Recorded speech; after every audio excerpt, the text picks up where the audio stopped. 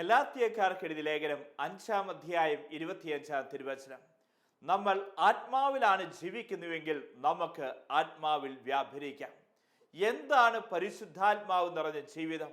ഓരോ മക്കളും തങ്ങളുടെ ജീവിതത്തിൽ ആഗ്രഹിക്കുന്നുണ്ട്. ഓരോ ധ്യാനങ്ങൾ കഴിയുമ്പോഴും പരിശുദ്ധാത്മാവ് നിറഞ്ഞ ഒരു ജീവിതം നയിക്കണമെന്ന് നമുക്ക് കാണാൻ സാധിക്കും. അപ്പോസ്തല പ്രവർത്തനം 1-ാം അധ്യായം 8-ാം തിരുവചനത്തിൽ, എന്നാൽ പരിശുദ്ധാത്മാവ് നിങ്ങളുടെ മേൽ വന്നു കഴിയുമ്പോൾ നിങ്ങൾ ശക്തി പ്രാപിക്കും. യൂദയായാലും സമറിയായാലും ജെറുസലേമിലും ലോകത്തിന്റെ അതിർത്തികൾ വരെ നിങ്ങൾ എനിക്ക് സാക്ഷികളായിരിക്കും. ഈ ആത്മാവിന്റെ അഭിഷേകം, പരിശുദ്ധാത്മാവിന്റെ അഭിഷേകം വന്നു കഴിയുമ്പോൾ സംഭവിക്കുന്നതാണ്. യൂദയായാലും ജെറുസലേമിലും സമറിയായാലും ലോകത്തിന്റെ അതിർത്തികൾ വരെ നമ്മൾ സാക്ഷികളായി തീരും എന്നുള്ളതാണ്. പരിശുദ്ധാത്മാവ് നിറഞ്ഞ ജീവിതം എന്താണ്? അത് ആത്മശക്തിയുടെ ജീവിതം.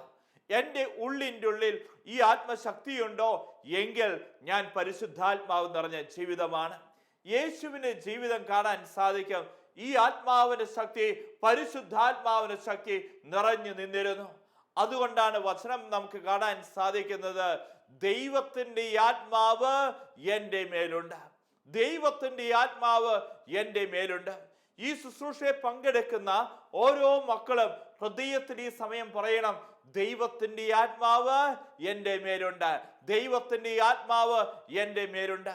യേശുവിൻ്റെ മേൽ ഈ ആത്മാവിന്റെ ശക്തി, പരിശുദ്ധാത്മാവിന്റെ ശക്തി ഉണ്ടായിരുന്നു. അതുകൊണ്ട് തന്നെ ഈ ആത്മാവിന്റെ ശക്തി, പരിശുദ്ധാത്മാവിന്റെ ശക്തി അവൾ നിന്ന് പൊട്ടി പുറപ്പെട്ടിരുന്നു.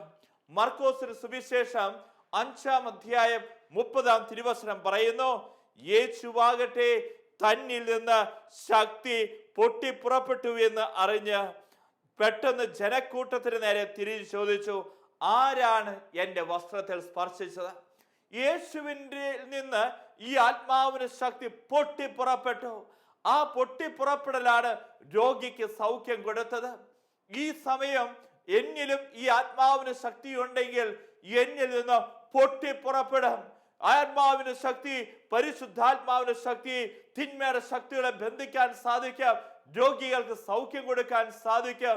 ഏതെല്ലാം ആദിയും വ്യാധിയുമായി ഓരോ മക്കളും കടന്നു വരുന്നുണ്ടോ, ഈ ആത്മാവിന്റെ ശക്തി പ്രവർത്തിച്ചാലുണ്ടല്ലോ ആ ദേശങ്ങളെ ഉണർത്താൻ സാധിക്കും എന്നുള്ളതാണ്. ബില്ലി ഗ്രാം എന്ന് പറയുന്ന എവാഞ്ചലിസ്റ്റ്, സുവിശേഷ പ്രഘോഷകൻ, തൻ്റെ ജീവിതത്തിൽ ഒരു സംഭവം പറയുന്നുണ്ട്. അദ്ദേഹം സുവിശേഷ വേല ഒക്കെ ആരംഭിച്ചു.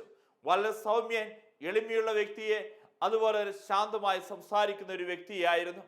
എന്നാൽ ഒരു ദിവസം അദ്ദേഹം സൗത്ത് ആഫ്രിക്കയിൽ സുവിശേഷ പ്രഘോഷണം നടത്തിയ ഇതിൽ ആയിരക്കണക്കിന് മക്കളാണ് പങ്കെടുത്തുകൊണ്ടിരിക്കുന്നത്. അപ്പോഴാണ് ഗ്രൗണ്ടിന്റെ മധ്യയിൽ നിന്ന് ഒരു മനുഷ്യൻ എഴുന്നേറ്റ് നിന്ന് വലതുകര ഉയർത്തിയിട്ട് ഇങ്ങനെ ചോദിച്ചു, ഹലോ ബില്ലി ഗ്രാം, താങ്കൾക്ക് എവിടെ നിന്നാണ് ഈ അധികാരം കിട്ടിയത്? താങ്കൾക്ക് എവിടെ നിന്നാണ് ഈ അധികാരം കിട്ടിയത്? താങ്കൾക്ക് എന്ത് യോഗ്യതയാ ഇവിടെ നിന്ന് പറയാനുള്ള? ആയിരക്കണക്കിന് മക്കളുടെ മുമ്പിൽ സൗമ്യനും വിനീതനും ശാന്തതയുമുള്ള ബില്ലി ഗ്രാം, ആ ബില്ലി ഗ്രാമിന്റെ മേൽ ദൈവത്തിന്റെ ആത്മാവിന്റെ ശക്തി, പരിശുദ്ധാത്മാവിന്റെ ശക്തി ആ സമയം ആഞ്ഞടിക്കുക. ഈ മനുഷ്യന്റെ സ്വരം മാറിയ ഈ മനുഷ്യൻ പറഞ്ഞു, നസ്രായനായ യേശുവിന്റെ നാമത്തിലാണ് ഞാൻ പ്രസംഗിക്കുന്നത്, നസ്രായനായ യേശുവിന്റെ നാമത്തിലാണ് ഞാൻ വചനം പ്രഘോഷിക്കുന്നത്. അവിടെ നിന്നിരുന്ന ആൾക്കാർ ഞെട്ടിപ്പോയി. കാരണം ഇതുവരെയും ശാന്തമായിട്ടുള്ള, വളരെ സൗമ്യമായിട്ട് സംസാരിച്ച ആ വ്യക്തിയിലേക്ക് എന്തെന്നില്ലാത്ത രീതിയിൽ ഘനഗംഭീര സ്വരം. ആ സമയത്താണ് അവിടെ നിന്നിരുന്ന ആയിരക്കണക്കിന് മക്കളുടെ മേൽ ആത്മാവിന്റെ ശക്തി, പരിശുദ്ധാത്മാവിന്റെ ശക്തി ഇതാ ആഞ്ഞടിക്കുകയാണ്. ഇവരെല്ലാം അവിടെ നിന്ന് സ്തുതിക്കാൻ തുടങ്ങി, ഹല്ലേലൂയ പറയാൻ തുടങ്ങി. എന്താ സംഭവിച്ചതെന്നറിയോ? ഈ ചോദ്യം ചെയ്ത നിരീശ്വരവാദിയായ മനുഷ്യനുണ്ടല്ലോ, ഈ സമയം ഇഴഞ്ഞ് സ്റ്റേജിലേക്ക് ചെല്ലുക. ഈ ബില്ലി ഗ്രാമിന് മുമ്പില് മുട്ടുകൾ കുത്തി നിന്ന് കൈകൾ കൂപ്പിക്കൊണ്ട് ഈ മനുഷ്യൻ പറയുകയാണ്, ഞാനും വിശ്വസിക്കുന്നു, നസ്രായനായ യേശുവിൽ ഞാനും വിശ്വസിക്കുന്നു, ഞാനും വിശ്വസിക്കുന്നു, യേശു ക്രിസ്തുവിൽ ഞാനും വിശ്വസിക്കുന്നു. കണ്ടോ പ്രിയപ്പെട്ടവരെ, ആ മനുഷ്യന്റെ വാക്കിലേക്ക് ആത്മാവിന് ശക്തി കടന്നു വന്നു കഴിഞ്ഞപ്പോൾ എന്താ സംഭവിച്ചത്? അവിടെ നിന്ന് ജനം മുഴുവൻ പരിശുദ്ധാത്മാവ് നിറഞ്ഞു. മാത്രമല്ല ആ നിരീശ്വരവാദിയായ വ്യക്തി പോലും അവിടെയുണ്ടല്ലോ ക്രിസ്തുവിനെ പ്രഘോഷിക്കുവാൻ, ക്രിസ്തുവിനെ സാക്ഷിയായി മാറി എന്നുള്ളതാണ്. ഇന്ന് പ്രിയപ്പെട്ടവരെ, ഓരോ വ്യക്തികളും തിരിച്ചറിഞ്ഞു നമ്മുടെ സ്വരത്തിൽ ആത്മാവിന് ശക്തിയുണ്ട്. എത്ര പേർക്കറിയാം നമ്മുടെ സ്വരത്തിന് ആത്മാവിന് ശക്തിയുണ്ട്, നമ്മുടെ സാന്നിധ്യത്തിന് ആത്മാവിന് ശക്തിയുണ്ട്, നമ്മുടെ ഓരോരുത്തരുടെ നിഴലിൽ പോലും ആത്മാവിന് ശക്തിയുണ്ട് എന്നുള്ളതാ. ഈ ആത്മാവിന്റെ അഭിഷേകമുള്ള ഒരു വ്യക്തി കുടുംബത്തിലുണ്ടോ, ആ കുടുംബത്തിൽ കാണാൻ സാധിക്കും അതിൻ്റെതായ സമാധാനം, സന്തോഷം, ദയ, നന്മ, വിശ്വസ്തത, ആത്മസംയമനം, ഇതൊക്കെ ആ കുടുംബത്തിൽ കാണാൻ സാധിക്കും. എന്നാൽ കാണാൻ സാധിക്കും ചില കുടുംബങ്ങളിൽ 3 ആൺമക്കളേ ഉള്ളൂ. പക്ഷേ ഈ 3 മക്കളെ എങ്ങനെ ഇരിക്കുന്നേ? അശോക സ്തംഭത്തിന്റെ തല പോലെയാ. സിംഹത്തിന്റെ ഒരു തല ഇങ്ങോട്ട് തിരിഞ്ഞ്, ഒരു തല ഇങ്ങോട്ട്, ഒരു തല ഇങ്ങോട്ട്. എന്തുകൊണ്ടാണ് നമ്മുടെ മക്കളൊക്കെ ഇങ്ങനെ മറുതലിച്ചു പോകുന്ന അവസ്ഥ? ഓർത്തോ പ്രിയപ്പെട്ടവരെ, 128 സങ്കീർത്തനത്തിൽ പറയുന്നുണ്ട്, നിന്റെ ഭാര്യ നിന്റെ ഭവനത്തിൽ വിളഞ്ഞു കിടക്കുന്ന മുന്തിരിവള്ളി പോലെയും നിന്റെ മക്കൾ മേശയ്ക്ക് ചുറ്റും ഒലിവ് തൈകൾ പോലെയും ആയിരിക്കും. അനേകം കുടുംബങ്ങൾ സ്വപ്നം കാണുന്നുണ്ട് ഇതൊക്കെ, പക്ഷേ ആ കുടുംബത്തിൽ അത് സംഭവിക്കുന്നില്ല. കാരണം എന്താ? ആത്മാവിന് ശക്തി, പരിശുദ്ധാത്മാവിന് ശക്തി ആ കുടുംബത്തിൽ നിന്ന് വിട്ടുപോയത് കൊണ്ടാ. നമ്മൾ തിരിച്ചറിഞ്ഞു പരിശുദ്ധാത്മാവ് നിറഞ്ഞ ജീവിതം എന്നത് ആത്മശക്തിയുടെ ജീവിത. ഈ ആത്മശക്തി ഉണ്ടല്ലോ, ഈ അഭിഷേകത്തിന്റെ സ്വരം നമ്മുടെ സ്വരത്തിലുണ്ട്, ശബ്ദത്തിലുണ്ട്. ബില്ലി ഗ്രാമിന്റെ ശബ്ദത്തിൽ ഈ ആത്മാവിന്റെ അഭിഷേകം കടന്നു വന്നുകൊണ്ട് അവിടെ നിന്നിരുന്ന ആയിരക്കണക്കിന് മക്കളിലേക്ക് ദൈവത്തിന്റെ പരിശുദ്ധാത്മാവിന്റെ ശക്തി അവിടുന്ന് ആവസിച്ചത്. ഇന്ന് പ്രിയപ്പെട്ട മക്കളെ കേട്ടോ, എന്റെ സ്വരത്തിൽ ആത്മാവിന്റെ അഭിഷേകം വേണം. അവിടെ മനസാന്തരങ്ങൾ ഉണ്ടാവും, മാറ്റങ്ങൾ ഉണ്ടാവും. നമുക്ക് കാണുന്നുണ്ട്, ഇതാ ലൂക്കായുടെ സുവിശേഷം 1-ാം അധ്യായം 41-ാം തിരുവചനം. മറിയത്തിന്റെ അഭിവാദനം കേട്ടപ്പോൾ എലിസബത്തിന്റെ ഉദരത്തിൽ ശിശു കുതിച്ചു ചാടി. എലിസബത്ത് പരിശുദ്ധാത്മാവ് നിറഞ്ഞവളായി. എപ്പോഴാണ് എലിസബത്ത് പരിശുദ്ധാത്മാവ് നിറഞ്ഞത്? മറിയത്തിന്റെ അഭിവാദന സ്വരം കേട്ടപ്പോൾ. ഈ സ്വരത്തിൽ ആത്മാവിന്റെ അഭിഷേകം ഉണ്ടായിരുന്നു. ഇന്ന് പ്രിയപ്പെട്ട മക്കളെ, എന്റെ സ്വരത്തെ അഭിഷേകം ചെയ്യണേ, അഭിഷേകം ചെയ്യണേ എന്ന് പ്രാർത്ഥിച്ചു. ഇതുപോലെ തന്നെ നമ്മുടെ സാന്നിധ്യത്തിന്, സ്പർശനത്തിനൊക്കെ ആത്മാവിന് ശക്തിയുണ്ട്. നമ്മൾ കണ്ടുമുട്ടുന്നുണ്ട് അപ്പോസ്തല പ്രവർത്തനം 5-ാം അധ്യായം 15-ാം തിരുവചനം. അവർ രോഗികളെ തെരുവീതികളിൽ കൊണ്ടുവന്ന് കിടക്കകളിലും കട്ടിലുകളിലും കിടത്തിയിരുന്നു. പത്രോസ് കടന്നു പോകുമ്പോൾ അവന്റെ നിഴലെങ്കിലും അവരിൽ ഏതാനും പേരുടെ മേൽ പതിക്കുന്നതിന് വേണ്ടിയായിരുന്നു അത്. കണ്ടോ, പത്രോസ് കടന്നു പോകുമ്പോൾ പത്രോസിന്റെ നിഴലിൽ ആത്മാവിന്റെ ശക്തി ഉണ്ടായിരുന്നു. അതുകൊണ്ട് തന്നെ രോഗികളെയൊക്കെ കിടക്കുകളിലും കട്ടിലുകളിലും എല്ലാം അവിടെ കൊണ്ടുപോയി കിടത്തിയിരിക്കുക. എന്റെ പ്രിയപ്പെട്ട മക്കളെ, നമ്മൾ ഓർത്തോ, പത്രോസ് നടന്നീകുമ്പോ ആ നിഴൽ അതൊന്ന് സ്പർശിച്ചാൽ സൗഖ്യം കിട്ടും. കാരണം എന്താ? ഈ പത്രോസിൽ നിന്ന് ഈ ആത്മശക്തി ഒഴുകിയിരുന്നു എന്നുള്ളതാണ്. ഇത് അസാധ്യമായിട്ടുള്ള കാര്യമൊന്നുമല്ല. ഇവിടെ ആയിരിക്കുന്ന ഓരോ മക്കളും തിരിച്ചറിഞ്ഞോ, എനിക്ക് ഈ ആത്മാവിന്റെ അഭിഷേകം നേടിയെടുക്കണം. ഇത് ആത്മശക്തിയുടെ ജീവിത. എന്റെ സ്വരത്തിൽ അഭിഷേകം, എന്റെ സാന്നിധ്യത്തിൽ അഭിഷേകം, എന്റെ നോട്ടത്തിൽ പോലും ആത്മാവിന് ശക്തി ഒഴുകും.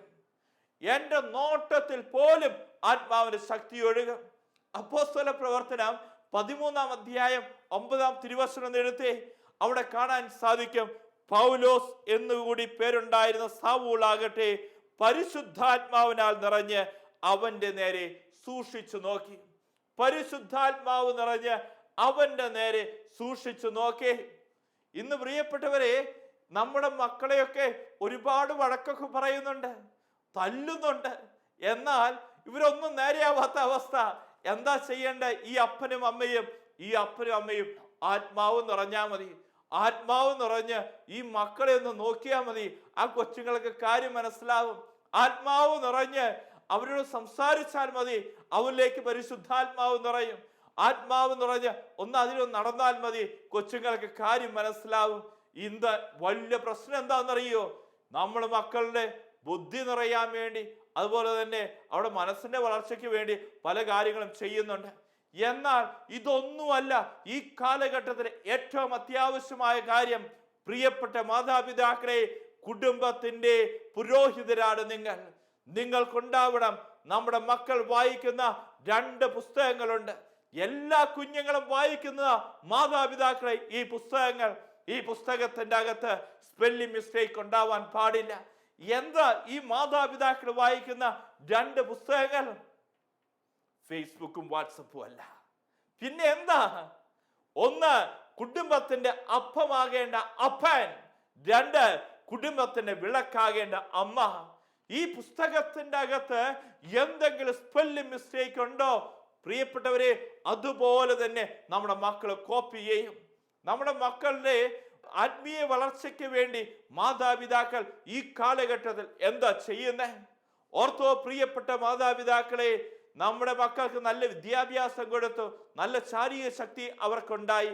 പക്ഷേ ആത്മാവിന്റെ ഭക്ഷണം നമ്മുടെ മക്കൾക്ക് കൊടുത്തില്ലെങ്കിൽ പ്രിയപ്പെട്ട മക്കളെ, നമ്മുടെ ജീവിതം വൃഥാവില. ജോൺ പോൾ രണ്ടാമൻ മാർപ്പാപ്പയുടെ ജീവചരിത്രം വായിച്ചു നോക്കുമ്പോൾ കാണാൻ സാധിക്കും, അപ്പനെ കുറിച്ചുള്ള ഏറ്റവും നല്ല ഓർമ്മ എന്താ? ജോൺ പോൾ രണ്ടാമൻ മാർപ്പാപ്പ തന്റെ ജീവചരിത്രത്തിൽ എഴുതി വെച്ചിരിക്കുക, ഞാൻ കുഞ്ഞായിരുന്ന സമയത്ത് രാത്രിയിൽ ഞാൻ കിടന്നുറങ്ങും, എപ്പോഴെങ്കിലുമൊക്കെ ഞെട്ടി ഉണരുമ്പോൾ ഞാൻ കാണുന്നത് എന്താണെന്നറിയോ? എൻ്റെ കട്ടിലിനരികിൽ 2 കരങ്ങളും വിരിച്ചു പിടിച്ച് ജപമാല ചൊല്ലി പ്രാർത്ഥിക്കുന്ന അപ്പനെ കുറിച്ചുള്ള ഓർമ്മയാണ് എൻ്റെ മനസ്സിൽ അപ്പനെ കുറിച്ച് ഓർക്കുമ്പോൾ നിറഞ്ഞു നിൽക്കുന്നത്. അപ്പനെ കുറിച്ചുള്ള ജോൺ പോൾ രണ്ടാമൻ മാർപ്പാപ്പയുടെ ഏറ്റവും നല്ല ഓർമ്മ. വിശുദ്ധ കൊച്ചുരഹസ്യ പുണ്യവതി നവമാലയിൽ എഴുതിയിരിക്കുകയാണ്, ഞാൻ സ്നേഹിക്കാൻ പഠിച്ചത് എൻ്റെ അപ്പന്റെ മുഖത്ത് നിന്ന്. വിശുദ്ധ ജോൺ മരിയ വിയാനി ഉണ്ടല്ലോ, അദ്ദേഹം പറയുകയുണ്ടായി, ഞാൻ വായിച്ചിട്ടുള്ളതിൽ വെച്ച് ഏറ്റവും നല്ല പുസ്തകം ഏതാണെന്നറിയോ? എൻ്റെ അമ്മയാ. വിശുദ്ധ മരിയ ഗൊരേത്തി പാപത്തേക്കാൾ മരണമെന്ന് അവളെ പഠിപ്പിച്ചത് ആരാ? അവളുടെ അമ്മയാ. പ്രിയപ്പെട്ടവരെ, ആത്മാവ് നിറഞ്ഞ ജീവൻ നയിച്ച മാതാപിതാക്കളുണ്ടോ, അവിടെ കുഞ്ഞുങ്ങളൊക്കെ വിശുദ്ധരായി തീർന്നിട്ടുണ്ട്. ആത്മാവ് നിറഞ്ഞ ജീവൻ നയിച്ച അപ്പന്മാരുണ്ടോ, അമ്മമാരുണ്ടോ, അവിടെ കുഞ്ഞുങ്ങളൊക്കെ വിശുദ്ധരായി തീർന്നിട്ടുണ്ട്. കാരണം എന്താ? അവിടെ സാന്നിധ്യത്തിൽ അഭിഷേകമുണ്ട്, അവിടെ നോട്ടത്തിൽ അഭിഷേകമുണ്ട്, അവിടെ നിഴലിൽ അഭിഷേകമുണ്ട്, അവിടെ സ്വരത്തിൽ അഭിഷേകമുണ്ട്. ഇന്ന് ഓരോ മാതാപിതാക്കളും പ്രാർത്ഥിച്ചോ, പരിശുദ്ധാത്മാവ് നിറഞ്ഞ ജീവിതം, ആത്മശക്തിയുടെ ജീവിതം, ഈ ജീവിതം എനിക്ക് നേടിയെടുക്കണം. എനിക്ക് ഈ ജീവിതം കൊണ്ട് എൻ്റെ ജീവിതത്തെ അങ്ങോട്ട് ആഘോഷമാക്കി മാറ്റണം. പ്രാർത്ഥിക്കണം, ദൈവത്തിൻ്റെ ആത്മാവ് എൻ്റെ മേലുണ്ട്, ദൈവത്തിൻ്റെ ആത്മാവ് എൻ്റെ മേലുണ്ട്. രണ്ടാമതായി നമുക്ക് പറഞ്ഞു തരികയാണ്, പരിശുദ്ധാത്മാവ് നിറഞ്ഞ ജീവിതം അത് വളർച്ചയുടെ ജീവിതം. വളർച്ചയുടെ ജീവിതമാണ് പരിശുദ്ധാത്മാവ് നിറഞ്ഞ ജീവിതം. പല വ്യക്തികളുടെയും ആത്മീയ ജീവിതം ഒന്ന് പരിശോധിച്ചു നോക്കിയേ, എത്രമാത്രം ആത്മീയ ജീവിതത്തിൽ ഞാൻ വളർന്നിട്ടുണ്ട്, കൂദാശ ജീവിതത്തിൽ ഞാൻ വളർന്നിട്ടുണ്ട്. ചില വ്യക്തികളുണ്ട്, അവർ 10 വർഷം മുമ്പ് 5 വചനം അറിയാം, 5 വർഷം മുമ്പ് 5 വചനം അറിയാം, 2 വർഷം മുമ്പ് 5 വചനം അറിയാം. ഇപ്പോഴും എത്ര വചനം അറിയാം? 5 വചനം തന്നെ. ആത്മീയ ജീവിതത്തിൽ വളർച്ചയില്ല. എന്നാൽ പരിശുദ്ധാത്മാവ് നിറഞ്ഞ ജീവിതം ഒരു വളർച്ചയുടെ ജീവിതം. ഈ ആത്മാവ് നിറഞ്ഞോ ആത്മീയ ജീവിതത്തിൽ വളരാൻ സാധിക്കും. യോഹന്നാന്റെ സുവിശേഷം 4-ാം അധ്യായം 14-ാം തിരുവചനം പറയുകയാണ്, എന്നാൽ ഞാൻ നൽകുന്ന വെള്ളം കുടിക്കുന്നവന് പിന്നീട് ഒരിക്കലും ദാഹിക്കുകയില്ല. ഞാൻ നൽകുന്ന ജലം അവനിലേക്ക് നിത്യജീവനിലേക്ക് നിർഗളിക്കുന്ന അരുവിയാകും. നിത്യജീവനിലേക്ക് നിർഗളിക്കുന്ന അരുവിയാകും. ഓർത്തു വെച്ചോ ഈ വാക്ക്, അരുവിയാകും. എന്നാൽ യോഹന്നാന്റെ സുവിശേഷം 7-ാം അധ്യായം 37-38 തിരുവചനം കാണാൻ സാധിക്കും. തിരുനാളിന്റെ മഹാദിനത്തിൽ യേശു എഴുന്നേറ്റ് നിന്ന് സ്വരം ഉയർത്തിക്കൊണ്ട് പറഞ്ഞു, ആർക്കെങ്കിലും ദാഹിക്കുന്നുവെങ്കിൽ എൻ്റെ അടുക്കൽ വന്ന് കുടിക്കട്ടെ. എന്നിൽ വിശ്വസിക്കുന്നവന്റെ ഹൃദയത്തിൽ നിന്ന് വിശുദ്ധ ലിഖിതം പ്രസ്താവിക്കുന്ന പോലെ ജീവജലത്തിന്റെ അരുവികൾ പൊട്ടിപ്പുറപ്പെടും. യോഹന്നാൻ 4:14 അരുവിയായിരുന്നുവെങ്കിൽ ഇതാ യോഹന്നാൻ 7:38 കാണാൻ സാധിക്കും, അരുവികൾ പൊട്ടിപ്പുറപ്പെടും. ഒരു വളർച്ച കണ്ടോ? അരുവിയായിരുന്ന വ്യക്തി അരുവികളായി മാറി. വീണ്ടും എസെക്കിയേൽ പ്രവാചകന്റെ പുസ്തകം 47 അധ്യായം 5 തിരുവചനത്തിൽ കാണാൻ സാധിക്കും. പിന്നെയും അവൻ 1000 മുഴം അളന്നു. എനിക്ക് കടന്നു പോകാൻ പറ്റാത്ത ഒരു നദിയായിരുന്നു അത്. വെള്ളം അത്രയ്ക്കും ഉയർന്നിരുന്നു. നീന്താൻ വേണ്ടുന്ന ആഴമുണ്ടായിരുന്നു അതിന്. നടന്ന് അക്കരെ പറ്റാൻ പറ്റാത്ത ഒരു നദി.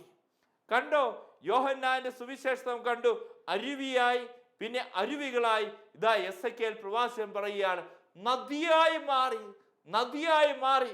ഒരു വളർച്ചയാ. ആത്മാവ് നിറഞ്ഞോ, ആത്മീയ ജീവിതത്തിൽ ഒരു വളർച്ചയുണ്ട്.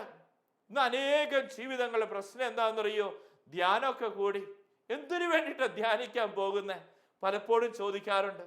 ധ്യാനിക്കാൻ പോകുന്ന രോഗം മാറാൻ, കടബാധ്യത മാറാൻ, മക്കളെ വിവാഹം നടക്കാൻ, ജോലി ശരിയാവാൻ, സമാധാനം ഉണ്ടാവാൻ, ഇതിനൊക്കെ വേണ്ടിയിട്ടാ പോകുന്നത്. എന്നാൽ ആത്മീയ ജീവിതത്തിൽ പരിശുദ്ധാത്മാവ് നിറഞ്ഞ ഒരു ജീവിതം എനിക്ക് നയിക്കാൻ, ഒരു വളർച്ചയുടെ ജീവിതം നയിക്കാൻ പോകുന്ന എത്ര മക്കളുണ്ട് ഈ കാലഘട്ടത്തിൽ? നമ്മൾ ഓർത്തു വെച്ചോ, ഈ ഒരു സംഭവം പറയാം. എങ്ങനെയാണ് എണ്ണയാട്ടാൻ പോകുന്നത്? ഒരു വ്യക്തി തലയിൽ കൊപ്രയൊക്കെ വെച്ച്, ചാക്കിലെ കൊപ്രയാ, മറ്റേ കയ്യിൽ ഒരു ക്യാനൊക്കെ പിടിച്ച്, കന്നാസൊക്കെ പിടിച്ചോണ്ട് ആ വ്യക്തി പോകും. ഇതിനുശേഷം അദ്ദേഹം കൊപ്രയൊക്കെ ആട്ടിക്കഴിഞ്ഞ് അദ്ദേഹത്തിന് എന്താ കിട്ടുക? ഒന്ന് പിണ്ണാക്ക് കിട്ടും, മറ്റേ കയ്യിൽ എന്താ ഉണ്ടാവുക? എണ്ണയുണ്ടാകും. അതിനുശേഷം അദ്ദേഹം തിരിച്ചു വരുമ്പോൾ ചോദിക്കും, എന്തിനു പോയതാ? അദ്ദേഹം പറയോ, പിണ്ണാക്ക് മേടിക്കാൻ പോയതാണ് എന്ന്. ആ മനുഷ്യൻ പറയും, എണ്ണയാട്ടാൻ പോയതാ, എണ്ണ ഉണ്ടാക്കാൻ പോയതാ. നമ്മൾ പലപ്പോഴും നമ്മുടെ ആത്മീയ ജീവിതത്തിൽ പരിശോധിക്കേണ്ട ഒരു കാര്യമുണ്ട്. ധ്യാനങ്ങൾക്കൊക്കെ ഞാൻ പോകുന്നുണ്ട്. ഞാൻ എന്ത് മേടിക്കാനാണ് പോകുന്നത്? പിണ്ണാക്കാണോ അതോ എണ്ണയാണോ? പിണ്ണാക്ക് ആണ് എന്ന് പറഞ്ഞു കഴിഞ്ഞാൽ ഓർത്തോ, രോഗം മാറാൻ, കടബാധ്യത മാറാൻ, ജോലി കിട്ടാൻ, വിവാഹം നടക്കാൻ, ഇതുപോലുള്ള കാര്യങ്ങൾ. അല്ല പ്രിയപ്പെട്ടവരെ, ഞാൻ പോകുന്ന എണ്ണ മേടിച്ചെടുക്കാനാ. അതെന്താ? പരിശുദ്ധാത്മാവിന്റെ അഭിഷേക, പരിശുദ്ധാത്മാവിന്റെ അഭിഷേക. ഈ അഭിഷേകം കിട്ടിക്കോ, പിന്നീട് നമ്മുടെ ജീവിതത്തിൽ കാണാൻ സാധിക്കോ അവന്റെ ആത്മീയ ജീവിതത്തിൽ വളർച്ചയാ. ഓരോ സ്റ്റെപ്പും അവർ വളരുക. ഇന്ന് പ്രാർത്ഥിക്കണം, കർത്താവേ ആത്മാവിനെ നിറയ്ക്കണമേ, കർത്താവേ ആത്മാവിനെ നിറയ്ക്കണമേ. കർത്താവിന്റെ വചനം പറയുന്നു, കർത്താവ് മഴ പെയ്യിച്ച് നിന്റെ ജലസംഭരണികൾ നിറയ്ക്കും, നീ തളർന്നു വീഴുകയില്ല എന്ന്. അച്ഛനൊരിക്കൽ ഒരു സംഭവം പറയാം. അച്ഛനൊരിക്കൽ ട്രെയിൻ യാത്ര നടത്തുകയായിരുന്നു. ഈ ട്രെയിനിൽ പോകുന്ന സമയത്തുണ്ടല്ലോ, ധ്യാനിപ്പിക്കാൻ പോവുക. എൻ്റെ ഇടതും വലതും ശുശ്രൂഷകരായ വ്യക്തികളുണ്ട്. ഞങ്ങൾ കുറച്ചു നേരം ട്രെയിനിലിരുന്ന് സ്തുതിച്ച് പ്രാർത്ഥിച്ചുകൊണ്ടിരിക്കുന്നുണ്ട്, ജപമാല ചൊല്ലി പ്രാർത്ഥിച്ചുകൊണ്ടിരിക്കുന്നുണ്ട്. It's a long trip. അങ്ങനെ ഇരിക്കുമ്പോഴാണ് ഞങ്ങളുടെ തൊട്ട് അടുത്ത് മറ്റൊരു വ്യക്തി ഓപ്പോസിറ്റായി വന്നിരിക്കുന്നുണ്ട്. ഈ മനുഷ്യൻ എന്നോട് പറയുകയാണ്, താങ്കൾ എന്ത് ചെയ്യുന്നു, എവിടേക്കാണ് പോകുന്നത്, നിങ്ങളെ കണ്ടിട്ട് എന്തൊരു സ്പെഷ്യലായിട്ട് എനിക്ക് തോന്നുന്നു എന്ന്. അപ്പൊ ഞാൻ പറഞ്ഞു, ഞാൻ ഒരു കത്തോലിക്ക പുരോഹിതനാണ്, ഇവര് എൻ്റെ കൂടെയുള്ള ശുശ്രൂഷകരാണ്, ഞങ്ങൾ ധ്യാനിപ്പിക്കാൻ പോകുക. ഈ സമയത്ത് ഇദ്ദേഹം പറഞ്ഞു, ഞാൻ ഒരു മുസ്ലിം ഇമാമാണ്. ഇതിനുശേഷം ഞങ്ങൾ തമ്മിൽ സംസാരിച്ചുകൊണ്ടിരിക്കുന്നതിനിടയിൽ ഈ മനുഷ്യൻ എന്നോട് പറയുകയാണ്, എനിക്ക് ഖുർആൻ മുഴുവൻ ബൈ ഹാർട്ടാണ്, താങ്കൾക്ക് ഈ ബൈബിൾ മുഴുവൻ ബൈ ഹാർട്ടാണോ എന്ന്. ഞാൻ സ്തംഭിച്ചു പോയി. കാരണം എനിക്ക് ബൈബിൾ ബൈ ഹാർട്ട് അല്ല, ഈ മനുഷ്യൻ ഖുർആൻ മുഴുവൻ ബൈ ഹാർട്ടാ. ഈ സമയത്ത് ഞാൻ ദൈവത്തിന്റെ പരിശുദ്ധാത്മാവ് പറയിപ്പിച്ചതനുസരിച്ച്, പരിശുദ്ധാത്മാവ് രക്ഷിച്ചതനുസരിച്ച് ഞാൻ പറഞ്ഞു, കുറച്ചൊക്കെ എനിക്ക് പറയാൻ അറിയാമെന്ന്. നമുക്ക് 91 സങ്കീർത്തനം അറിയാലോ, 23 സങ്കീർത്തനമൊക്കെ അറിയാലോ. ഞാൻ പറഞ്ഞു തുടങ്ങി തടി തപ്പാൻ വേണ്ടി. എന്നാൽ കേൾക്കണോ പ്രിയപ്പെട്ടവരെ, അന്ന് ഞാൻ തീരുമാനം എടുത്തു, കർത്താവിന്റെ വചനം പഠിക്കണം, കർത്താവിന്റെ വചനം പഠിക്കണം. എന്തുകൊണ്ടാ അന്ന് ഞാൻ തീരുമാനം എടുത്തേ? അന്ന് വരെ ഞാൻ ധ്യാനിപ്പിച്ചുകൊണ്ടിരുന്നപ്പോൾ ചിന്ത എന്താ? നല്ല സാഹിത്യം പറയണം, നല്ല കഥകൾ പറഞ്ഞു കൊടുക്കണം, നല്ല നോവലിലെ സ്റ്റോറികളൊക്കെ പറഞ്ഞു കൊടുക്കണം, ഇതൊക്കെയാണ് ജനത്തെ സ്പർശിക്കുക എന്ന. എന്നാൽ അന്ന് എനിക്ക് പരിശുദ്ധാത്മാവ് നൽകിയ ഒരു പ്രചോദനാണ്, ഇനി അതല്ല ഞാൻ പ്രസംഗിക്കേണ്ടത്, ദൈവത്തിന്റെ വചന പ്രസംഗിക്കേണ്ടത്. കാരണം എന്താ? നമ്മളൊരു നല്ല പുസ്തകം വായിച്ചോ, നോവൽ വായിച്ചോ, പോയിട്രി വായിച്ചോ, ഇതൊക്കെ നമ്മുടെ ജീവിതത്തിന് ഇൻസ്പിറേഷൻ തരും. എന്നാൽ ദൈവത്തിന്റെ വചനം മാത്രമാണ് പ്രിയപ്പെട്ടവരെ ദൈവ പൈതലിന് മാനസാന്തരം, ട്രാൻസ്ഫോർമേഷൻ കൊടുക്കാൻ സാധിക്കുകയുള്ളൂ. ബാക്കി എന്ത് കൊടുത്തോ, ഇതൊക്കെ നമുക്ക് ഇൻസ്പിറേഷൻ കൊടുക്കുള്ളൂ. ദൈവത്തിന്റെ വചനം കൊടുത്തോ അത് ട്രാൻസ്ഫോർമേഷൻ ഉണ്ടാവും. ദൈവത്തിന്റെ ആത്മാവിനാൽ നിറഞ്ഞ ജീവിതം, അത് പരിശുദ്ധാത്മാവ് നിറഞ്ഞ ജീവിതം, വളർച്ചയുടെ ജീവിതം. ഈ ജീവിതത്തിന് വേണ്ടിയ ഈ കാലഘട്ടത്തിൽ ഓരോ മക്കളും പരിശ്രമിക്കേണ്ട. എണ്ണ വേണോ പിണ്ണാക്ക് വേണോ? പലപ്പോഴും ധ്യാനത്തിന് പോകുമ്പോൾ ദൈവ പൈതൽ ചിന്തിച്ചോ, എനിക്കെന്താ വേണ്ടേ? ആത്മാവിന്റെ അഭിഷേകം വേണം. മുട്ടോളം പോരാ, അറിയോളം പോരാ. എനിക്ക് ആ ജീവനദിയിൽ മുങ്ങിക്കുളിക്കണം. മൂന്നാമതായി നമുക്ക് പറഞ്ഞു തരികയാണ്, ദൈവത്തിന്റെ പരിശുദ്ധാത്മാവ് നിറഞ്ഞ ജീവിതം ഉത്കണ്ഠകളില്ലാത്ത ജീവിതമാണ്. ആത്മാവ് നിറഞ്ഞ പ്രിയപ്പെട്ടവരെ, പിന്നീട് ആ വ്യക്തിക്ക് ഉത്കണ്ഠകൾ ഇല്ല എന്നുള്ളതാണ് നമുക്ക് കാണാൻ സാധിക്കും. യാക്കോബ് ശ്ലീഹായെ അവർ കഴുത്ത് വെട്ടി കൊന്നുകളഞ്ഞു. പിന്നീട് ഇത് പത്രോസിനെ പരസ്യ വിചാരണയ്ക്ക് വേണ്ടി അവനെ തടങ്കിലാക്കിയിരിക്കുകയാണ്. നാളെ പത്രോസിനറിയാം പത്രോസിന്റെ തല വെട്ടാൻ പോവുക. നമ്മൾ ഓർക്കണം, നാളെ നമ്മൾ മരിക്കാൻ പോവുകയാണെങ്കിൽ നമ്മുടെ എന്തായിരിക്കും മനോഭാവം? എന്നാൽ പത്രോസിന്റെ ജീവിതം കാണാൻ സാധിക്കും. അപ്പോസ്തല പ്രവർത്തനം 12-ാം അധ്യായം 6-7 തിരുവശങ്ങളിൽ പരസ്യ വിചാരണയ്ക്ക് പുറത്തു കൊണ്ടുവരുവാൻ ഹെറോദോസ് ഉദ്ദേശിച്ചതിന്റെ തലേ രാത്രി പത്രോസ് ഇരുചങ്ങലകളാൽ ബന്ധിതനായി 2 പടയാളികളുടെ മധ്യേ ഉറങ്ങുകയായിരുന്നു എന്ന് പറയുന്നു. കണ്ടോ പ്രിയപ്പെട്ടവരെ, പത്രോസ് ഉറങ്ങാൻ സാധിച്ചത്, നാളെ മരിക്കാൻ പോകുക, ഉറങ്ങാൻ സാധിച്ചത് എന്താ? ഈ ആത്മാവ് നിറഞ്ഞ ജീവിതം പത്രോസിൽ ഉണ്ടായിരുന്നുകൊണ്ട്. നമുക്ക് പ്രാർത്ഥിക്കാം, നമ്മുടെ ഉത്കണ്ഠകൾ, നമ്മുടെ വേദനകൾ, നമ്മുടെ ഭാരങ്ങൾ എല്ലാം കർത്താവിന്റെ സന്നിധിയിലേക്ക് കൊടുക്കുക. ആത്മാവ് നിറഞ്ഞ ജീവിതമാണോ? ഉത്കണ്ഠകളൊന്നുമില്ല. ദൈവത്തിന്റെ പരിശുദ്ധാത്മാവ് നമ്മെ നയിക്കും. ദൈവം നമ്മെ അനുഗ്രഹിക്കട്ടെ. പിതാവിൻ്റെയും പുത്രൻ്റെയും പരിശുദ്ധാത്മാവിൻ്റെയും നാമത്തിൽ ആമേൻ.